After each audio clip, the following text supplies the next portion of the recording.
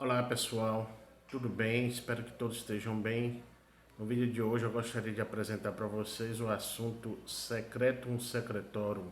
Segue a leitura. O Secretum Secretorum é um tratado medieval também conhecido como Segredo dos Segredos, ou o Livro do Segredo dos Segredos, ou em árabe Kitab Sir al-Asrar, ou o Livro da Ciência do Governo, do Bom Ordenamento do Governo. É uma tradução latina da metade do século XII de um tratado enciclopédico árabe do século X, com variados tópicos, incluindo arte de governar, ética, fisiognomia, astrologia, alquimia, magia e medicina. Embora tenha um contexto notadamente criativo e argumentativo, traz consigo muitas situações opostas. Foi muito influente na Europa durante a Alta Idade Média. O livro do Segredo dos Segredos foi influente no governo Tudor. A origem do tratado é desconhecida.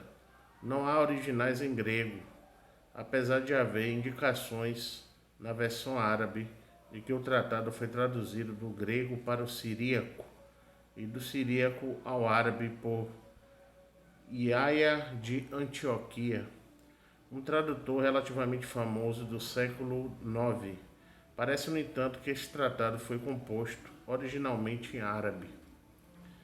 Assim, como a data de origem, não se pode dizer com certeza se a seção sobre fisiognomia circulava em árabe antes de 1940.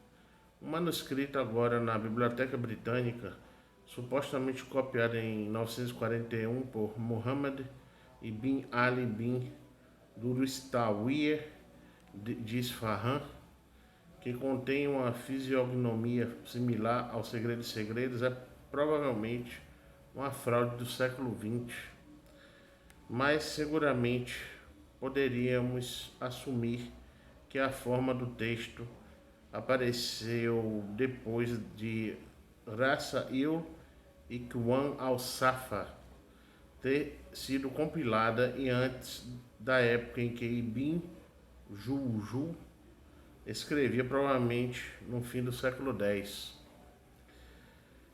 A versão árabe foi traduzida para o persa pelo menos 2 vezes, turco-otomano 2 vezes, hebraico e do hebraico para o russo, castelhano e latim.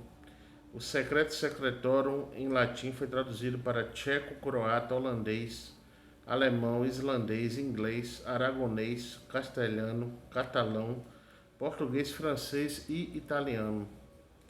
Existem duas traduções latinas do árabe. A primeira é de aproximadamente do ano 1120 por João de Sevilha para Teresa de Leão, rainha de Portugal, preservada atualmente em cerca de 150 cópias. A segunda por volta de 1232 por Filipos Tripolitanos, preservada em mais de 350 cópias, feitas em Antioquia. A segunda versão latina foi traduzida para o inglês por Robert Copland e impressa em 1528. Existe outro livro chamado Kitab al-Asrar, livro de segredos, sobre práticas, fórmulas técnicas, classificação de substâncias minerais, descrição do laboratório alquímico, etc., por Abu Bakr Muhammad ibn Zakaria al-Razi. Uma tradução latina apareceu na Europa como Liber Secretorum.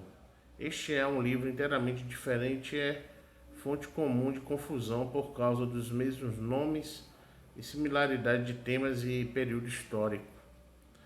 Em adição, é também diferente de um tratado sobre fisiognomia com o título Kitab fi al-Firasa, atribuído a Aristóteles e provavelmente traduzido para o árabe no século IX por Hunay ibn Ishaq. O livro dos Segredos toma a forma de uma carta pseudo-epigráfica, supostamente escrita por Aristóteles para Alexandre o Grande durante sua campanha na Pérsia.